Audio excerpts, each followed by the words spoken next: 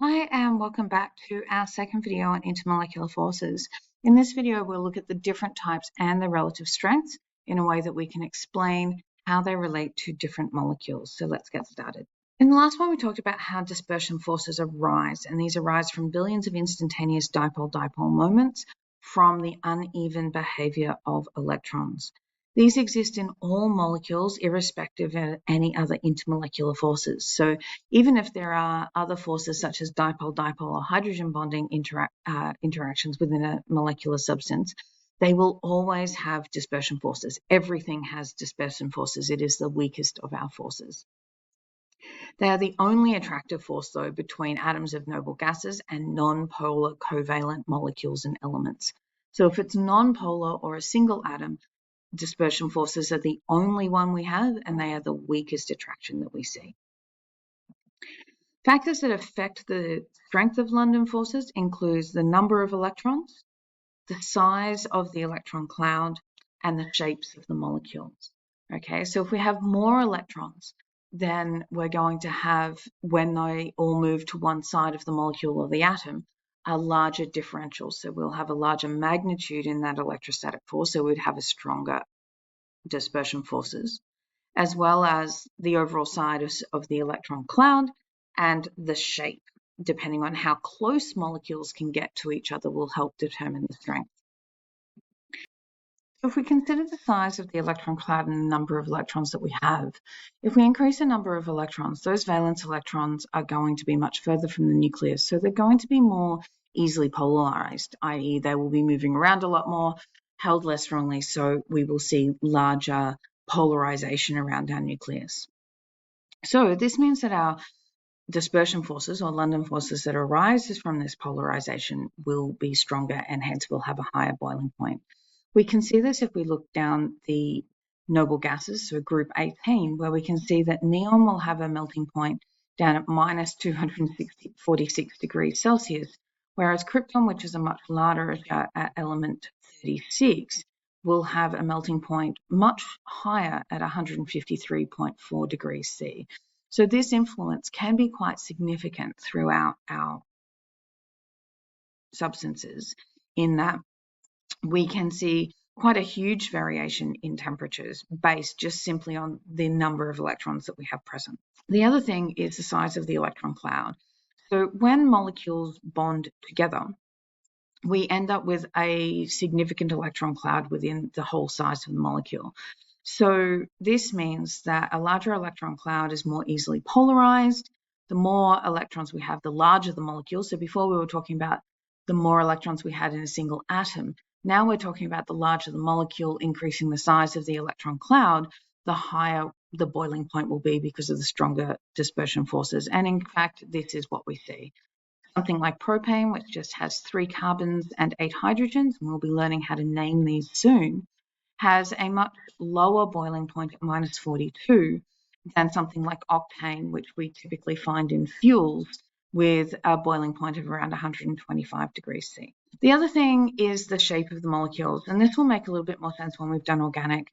But essentially, if we have a molecule that is shaped like pentane, sort of like this 1, 2, 3, 4, 5. Okay, if we have this kind of arrangement here, these will stack nicely. They can fit into each other so they can get nice and close. Whereas if we have a molecule that has branches hanging off it and things like this, they can't stack as closely, so they don't have as strong dispersion forces because these forces are distance dependent. So if the molecules can't stack closely, we see a weaker attraction between them. This is the same thing. So in here, we can see there's a larger contact area. We get a larger surface area of contact where they can come close together and increase our strength of our dispersion forces. Whereas something like dimethyl propane, we can see here we have a smaller surface in this space filling model where we can see that greater interaction for dispersion forces. So the next one that we need to look at is dipole-dipole. So previously with dispersion, they were non-polar and in all molecules. Now we're looking at ones that are polar only. Okay, so the first thing you need to do if you're determining what intermolecular forces something has is determine whether or not the molecule is polar or non-polar. Dipole-dipole bonding occurs only between polar molecules. They are stronger than London dispersion forces because the electrostatic attraction is stronger when we have those partial positive and partial negative charges. We know that like charges will repel and opposite charges will attract, and these attractions between those permanent dipoles are permanent, so there will always be some form of attraction. They don't stay, they can move, break, and reform as the molecules constantly move and twist through the substance. But because the dipoles are permanent, they will always have that partial positive and partial negative, which will determine the attraction between molecules. Essentially, they stack up where we have positive and negatives aligning, much like what we saw with that attraction between positives and negatives in ionic bonding, but these are only partial charges. So we have to remember that when we're showing the length of a dipole, we use our delta negative and our delta plus because they're not ions where we had formal positive and negative charges, and this is critical in the way we describe them. So we can see dipole-dipole bonding occurring between polar molecules such as SH2, remembering that the sulfur has a lone pair of electrons on it. So because of that lone pair of electrons, it pushes our hydrogens down, making the molecule non-symmetrical, giving it permanent dipoles where the hydrogens will be delta plus, the sulfur will be delta minus. These two partially opposite charges will form an attraction to each other, and this attraction is known as a dipole-dipole interaction, where the partial negative end of one dipole interacts with the partial positive of another.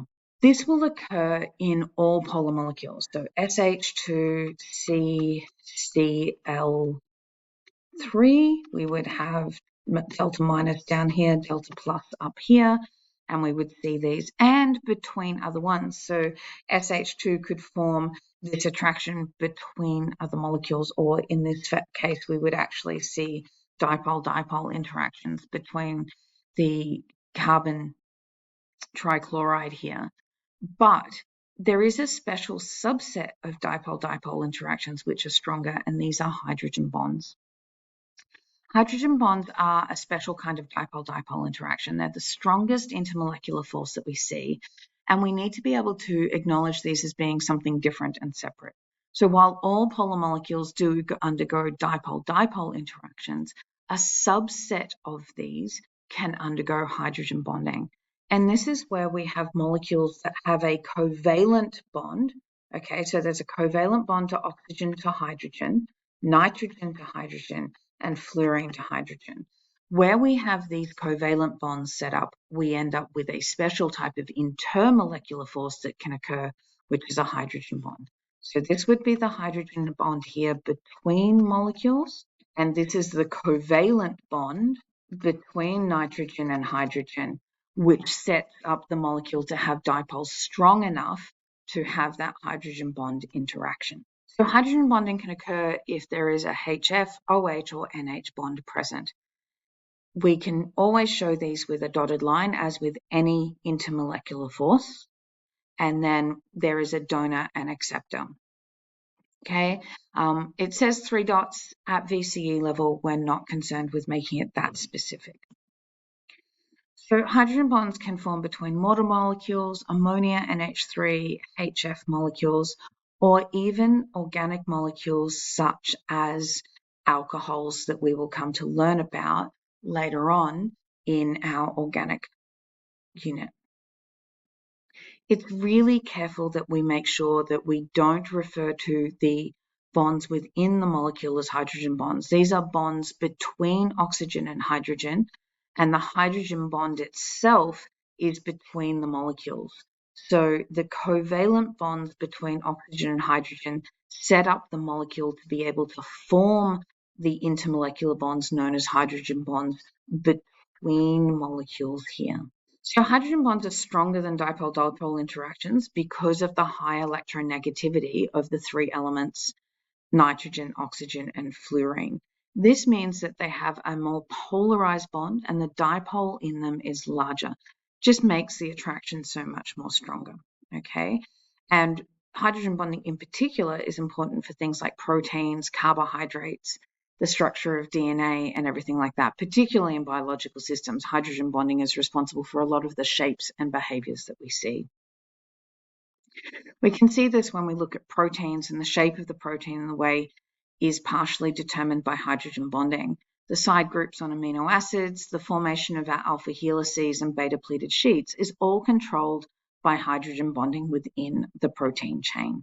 When we talk about hydrogen bonding, it explains many of the properties of water, and this is a big focus for VCE, particularly now and again in Unit 2, in that the hydrogen bonding between water molecules, because of its high polarity, gives a strong partial negative charge on the oxygen and a partial positive on the hydrogen. This means that as these hydrogen bonds break and form in the liquid, if we lower the temperature, they actually start to arrange in an arrangement which is the lowest energy conformation, which is a hexagon for these molecules, providing large amounts of space within the solid lattice as it starts to freeze. This is the reason why ice is less dense than water, and we see that icebergs float. And this is because the hydrogen bonding network sets up such that we end up with more space between molecules in the solid than what we did in the liquid. So because this happens, ice gets a 10% greater volume than the equivalent amount of water. The increase in volume means a lower density because our density is calculated by the mass over the volume. So if we have a greater increase in volume, then the density becomes less. And if something is less dense than another substance, it will float. This occurs because the hydrogen bonding between molecules causes the open rigid framework. The last one that we need to talk about is ion dipole bonding. This is not really intermolecular in that it is between a molecule and an ionic substance. It's electrostatic, and this is where the dipoles of polar molecules are able to interact with the charges from an ionic substance. And this is usually where we see how ionic substances can dissolve in water. The water molecules surround the ions. You'll notice that it's not a 1:1. So we can see here that the positive charge is being surrounded by 5 water molecules with their negative partial charges pointed towards the positive. And then we end up with a similar arrangement when the partially positive hydrogen atoms orientate towards the negative ions. These ions get in between, the water molecules get in between the ions and surround around the positive ions and the negative anions, so that we end up with what we refer to as a hydration sphere. So we can see here that we have multiple. Usually it'll be up around 5, but the water molecules maintain their bent shape, and there's always more than one of them because it's not just a pure 1:1 electrostatic attraction. The weaker partial charges of the water, we need more of them to stabilize those ions. When we talk about boiling points, the boiling point of substances is dependent on the strength of the intermolecular forces. Okay, this is primarily seen where we can see the difference in substances that can form hydrogen bonds versus those that can't, and the size of the molecules. So if we look at group 16, of which water is a part, we can see here this can form hydrogen bonds, so its boiling point is much higher. Then it drops down, and then we see an increase in boiling point due to increase in size. So the first one is due to the hydrogen bonding being present. Then these molecules will increase with increasing dispersion forces. Even though they're polar, the dipole-dipole interactions, it's the dispersion forces that will increase as the molecules get larger. Same here, we can see that we have higher boiling points for HF and NH3. These also form hydrogen bonds. The same compounds, the hydrides in the same group, aren't able to form hydrogen bonds, so we just see the increasing trend due to the increasing size of the atoms due to larger dispersion forces. Same with methane and other ones. Methane is non-polar, remembering it can't form hydrogen bonds, and it's symmetrical around the central carbon atom. So this trend here of increasing boiling point as we move down the group is purely because of the size of the molecules. Just a couple of example questions before we finish up. And this is to be able to identify the intermolecular forces in the substances. Here we have helium, which is a group 18 noble gas. It is a single atom, so the only intermolecular forces will be dispersion forces. If we look at something like this here, this is what we refer to as a hydrocarbon. All the bonds are just carbon and hydrogen. These will all be non-polar molecules, okay? If a hydrocarbon is present, it is always non-polar, okay? So it's going to be a non-polar molecule, which tells me it can only have dispersion forces present. Now I have NF3. NF3, because of its trigonal pyramidal shape, will have a permanent dipole, which means we've got dipoles arranging here. So it's going to be dipole-dipole. I don't have the arrangements for hydrogen bonding. So because it's a polar molecule, we will have dipole-dipole interactions. This is ether. This one you don't have to worry about at year 11. But this, again, will be a polar molecule. We will have a polarization here. So we'll see dipole-dipole interactions.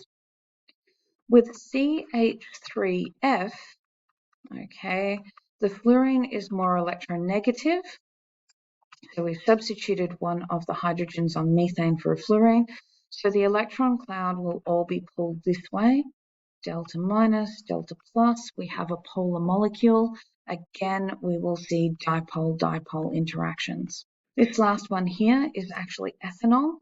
So if we have CH3CH2OH, we can see here that we have the covalent bond between oxygen and hydrogen, which sets us up for the dipole-dipole interactions known as hydrogen bonding.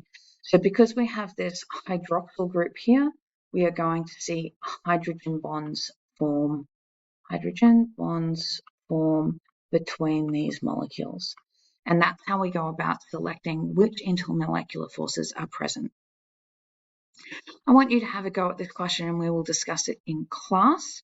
Okay, so you're stating and explaining which of the following species can form hydrogen bonds with water. Okay, and then that's it for us and intermolecular forces. Give these two questions a go and we will discuss how we go about writing these explain styles in class. I'll see you then.